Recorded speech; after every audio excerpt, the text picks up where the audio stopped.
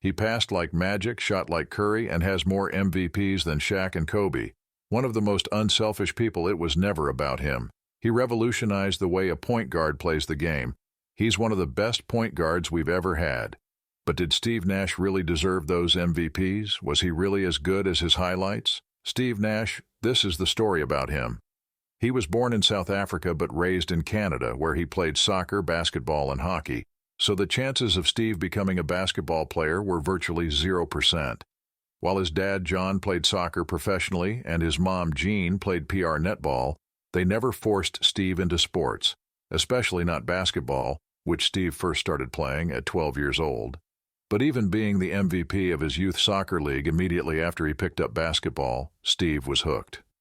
I remember watching Steve from inside our house while he was shooting hundreds of free throws in the pouring rain. "I never worked that hard," said his younger brother Martin, who was a pro soccer player. Steve's fanatical love for the game made him a dominant force in high school, and as a senior, he averaged 21 points, 9 rebounds, and 11 assists, leading his school to a state title. But when he told his best friends that he wanted to play in the NBA, the only thing he got was laughter, and unfortunately, all the college scouts felt the same. Nash's coach sent out over 30 scholarship applications to U.S. colleges with highlight reels of Nash's brilliant passes and impeccable shooting, but all positives were trumped by prejudice because Nash was a white point guard from Canada and nobody believed that Canadians could play anything other than hockey. However, one college coach eventually did bite and made a trip to Canada to see Nash play. Immediately, Santa Clara coach Dick Davey fell in love with Nash's skills, even though he also said that Steve was the worst defensive player he'd ever seen, and the coach's assessment of Nash turned out to be spot on, because as a freshman, Nash was a lights-out shooter, but he couldn't guard a chair, so Steve didn't get a lot of playing time, and he even contemplated quitting basketball to return to Canada. But thanks to his maniacal work ethic, Nash quickly improved, and as a freshman, he helped Santa Clara to produce the biggest upset of the 1993 NCAA tournament after they beat the number 2 seed Arizona. After his sophomore season, Nash played for the Canadian national team in the 1994 World Cup, reaching the biggest turning point of his career thanks to Del Harris. Harris was an experienced coach who won NBA Coach of the Year, but that summer he was working as an advisor to the Canadian Basketball Federation. After one practice, he approached Nash and said, "Steve, you may not know it, but you are already an NBA player and you have a chance to make a great career." For Nash, it was the biggest injection of self-confidence. "So many people told me I was crazy when I told them I wanted to play in the NBA, but when somebody from the NBA finally says you can, it means a lot. It means everything." In his junior year, Nash averaged 21 points and 6 assists on 45% shooting from 3 and was named Conference Player of the Year. He wanted to enter the 1995 NBA draft, but in everybody's eyes, Nash was still a scrawny white Canadian point guard, and his NBA future was still not certain. And it wasn't until his senior year, when Nash dominated against Georgia Tech and their star guard Stephon Marbury, that the whole world finally saw his NBA potential.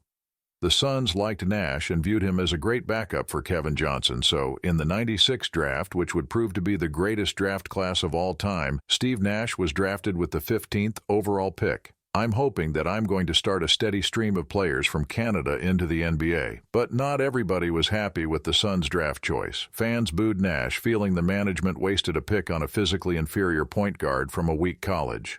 And at first, their prediction seemed to be right. In Steve's rookie year, he averaged just 3 points in garbage time minutes. Then when the Suns traded for Jason Kidd, it looked like Nash's days in Phoenix were numbered. But then Danny Ainge took over, and he wanted to pair Kidd with a great shooter. "I don't play because I'm not good enough. I'm not as good as Kevin Johnson right now or Jason Kidd. I know I just have to keep improving." Nash finally saw an increase in playing time, mostly as a shooting guard. He was running off screens and hitting instantly, proving himself as one of the best long-range shooters in the game. However, the joy was short-lived because Suns management did not see starter potential in Nash. Phoenix sent Nash to the Mavericks. Nash's extreme unselfishness was a real problem for the Mavericks, and coach Don Nelson firmly believed that Nash's hesitancy was costing the Mavs wins. Nelson knew that Nash could be one of the NBA's premier shooters, but Steve was a purist. Ever since his soccer days, he always wanted to set up teammates, and Nelson couldn't convince Nash to look for his own shot. We had a situation where I demanded that he shoot at least 10 times a game. I threatened to fine him if he didn't, Nelson said. Then in 2001, Nash averaged more than 10 field goals per game, finishing the year with 15 points and 7 assists on average. Even more importantly, Dallas made the playoffs for the first time in 11 years, but they would lose to the Spurs in the second round. Over the next 3 years in Dallas, Nash and Nowitzki's two-man game became unstoppable for opposing defenses. Together with Michael Finley, the final piece of their big three, Dallas had the best offense in the NBA for 3 straight seasons, but in the playoffs, something was always missing. Poor defense, lack of rebounding, a bit of bad luck, and they would always lose before reaching the finals. After his 6th year in Texas, Nash hoped to agree to a long-term contract with Mark Cuban. But that didn't happen because Cuban didn't want to pay big money to a 30-year-old point guard with a bad back. So Nash returned to Phoenix, where he would team up with the coach who gave him all the freedom to showcase his genius, Mike D'Antoni.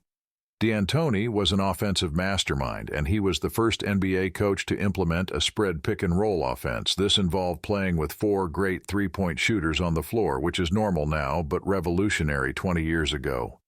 The Suns played the most beautiful basketball in the NBA with constant movement, dribble handoffs, and lots of shooting. Because they pushed the pace and shot the ball with a lot of time left on the shot clock, they got nicknamed 7 seconds or less Suns. We played a style that was thought to be revolutionary at the time, but really we should have doubled down. And Mike has said this before, we should have played faster, we should have played smaller, we should have shot way more threes. And while D'Antoni was the mastermind behind this, it was all made possible because of Nash. Nash had 4 attributes that made him the ideal spread pick-and-roll conductor: great shooting, playmaking, decision-making, and finishing. Not to mention that in the history of the NBA, there wasn't a player who had a better one-handed pass than Nash. Most of his passes were one-handed with either hand, and what made these passes special is the fact that he threw them directly from the hip, without changing the position of his body and the height of the dribble, so the defense didn't have a fraction of a second to react. But that wasn't the only thing that made Nash special. Thanks to his dexterity and footwork that were groomed by years of soccer and jump roping, it was also impossible to knock Nash off balance.